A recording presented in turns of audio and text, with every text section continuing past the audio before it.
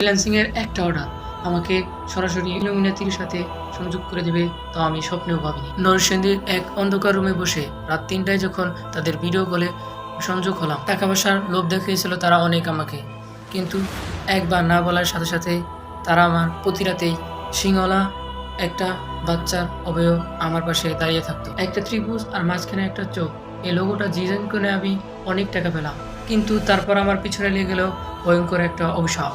আজকের ঘটনাটি আমাদের কাছে পাঠিয়েছে নরসিংদী থেকে ফ্রিল্যান্সার সাদত হোসেন। ঘটনাটি তার বাসায় আপনাদের মাঝে উপস্থাপন করছে। আসসালামু আলাইকুম।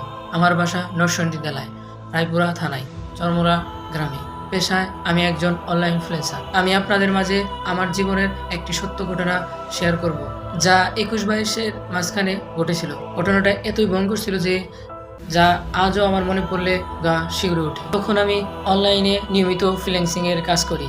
হঠাৎ একটা মেইল আসে, এখানে আমাকে একটা পিরামিডের মতো একটা লোগো ডিজাইন করতে বলা হয়, আর বলা হয়েছিল যে তার মাঝখানে থাকবে একটা চোখ। তখন আমি ভাবলাম এটা আর কি কাজ, এটা তো আমি খুব সহজে করে দিতে পারবো।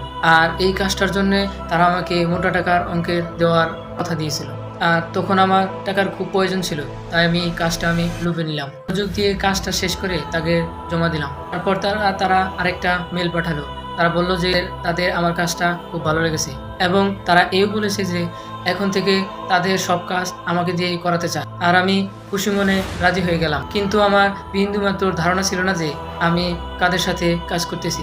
তারা যে রক্ত মাংসের কোনো মানুষ নয়, তারা যে কুখ্যাত ইলুমিনাতির সদস্য, সেটা আমি জানতাম না।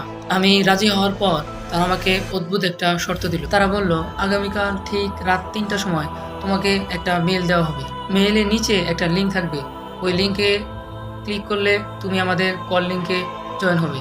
পরের দিন রাতের কথা ঠিক আমার মনে আছে। আজ যখন ঠিক ৩টা বাজে, তখন আমার ফোনে একটা টুন করে মেল আসলো। ওই লিঙ্কে প্রথমবার চাপ দিলাম, প্রথমবার কাজ করলো না। দ্বিতীয়বার চাপ দিতেই কল গ্রুপে জয়েন হয়ে গেলাম।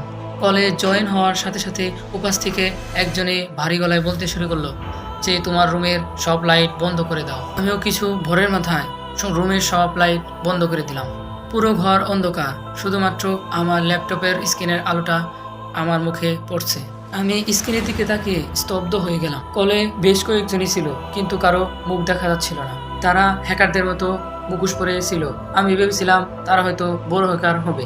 ওই গ্রুপের মেন লোকটা, যার সাথে আমি আগেই কথা বলছিলাম, সে তখন কথা বলতে শুরু করলো। তার কথা এমন ছিল, সাদত, তোমার টাকা পয়সা যত কিছু লাগে সবকিছু আমরা তোমাকে দেব, তুমি শুধু আমাদের কথা মতে চলবে। তুমি আমাদের সাথে হাত মেলাও, আমরা ইলুমিনাতির সদস্য। আমাদের অনেকগুলো আর্ট আর ডিজাইন দরকার, আমাদের বড় বড় কাজগুলো তোমাকে দিয়ে করাতে চাই, তুমি শুধু আমাদের সাথে। কথাটা শেষ করার পর আমাকে ভাবার জন্য ৫ মিনিট সময় দিল, আর সঙ্গে একটা শর্তও দিল। শর্তটা ছিল এমন, যদি হ্যাঁ বললে হ্যাঁ বলবে, আর যদি না বলো তাহলে ভাববে যে আমরা কেউ কাউকে চিনি না, আমাদের কখনো কোনো সময় যোগাযোগ হয়নি, এখানে সবকিছু মুছে ফেলবে। আমি অন্ধকার রাতে একা বসে ভাবতেছিলাম, এইসবের মধ্যে জড়ানোর কোনো প্রশ্নই ওঠে না। আমি সরাসরি তাদের প্রস্তাবে না করে দিলাম। আর তখনই শুরু হলো আসল বিভীষিকা। আমি না বলার সাথে সাথে উপাসের লোকের গলার আওয়াজ পাল্টে গেল। স্বর হয়ে উঠলো অত্যন্ত ভারী আর কঠোর। এরপর সে ল্যাপটপের ক্যামেরার সামনে এসে মুখোশটা খুলে ফেললো। তার মুখের দিকে তাকিয়ে আমার হাত পা বরফের মতো হয়ে গেল।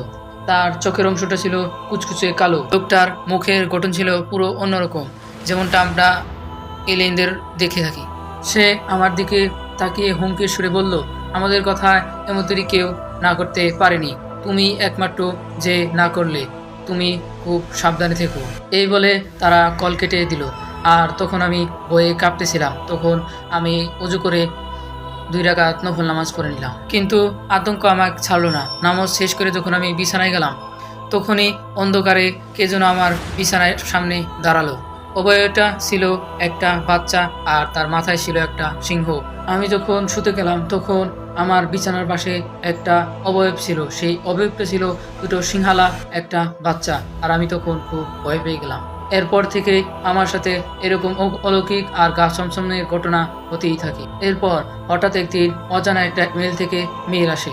আমি ওই লিঙ্কে ক্লিক করার সঙ্গে সঙ্গে আমার ল্যাপটপের সমস্ত ডাটা মুছে ফেলা হয় আর সব রিমুভ হয়ে যায়। আমি তখন হতদম্ব হয়ে পড়ি, আর ল্যাপটপটি পুরোপুরি ডিলিট হয়ে যায়। ওই ল্যাপটপটা ঠিক করার জন্য আমি অনেক মেকারকে দেখাইছি, কিন্তু ওই ল্যাপটপটা কেউ ঠিক করতে পারেনি। অনেকে হয়তো এই কাহিনীটা আপনারা সবাই গল্প বা গুজব মনে করতে পারে, কিন্তু এই কাহিনীটা আমার সাথে হয়েছে। আমি মনে প্রাণে বিশ্বাস করি যে আমাদের এই বহির্বিশ্বে বড় বড় নেতারা ক্ষমতা পাওয়ার জন্য এই ইলুমিনাতির সাথে যুক্ত আছে, আর আমি এটা নিজেই প্রমাণ। আপনাকে অনেক অনেক ধন্যবাদ আপনার জীবনে ঘটে যাওয়া এই ঘটনাটি আমাদের সাথে শেয়ার করার জন্য। এই ঘটনাটি আপনার কেমন লাগেছে আর এই ঘটনাটি নিয়ে আপনার কেমন মতামত তা কমেন্টে শেয়ার করে দিন।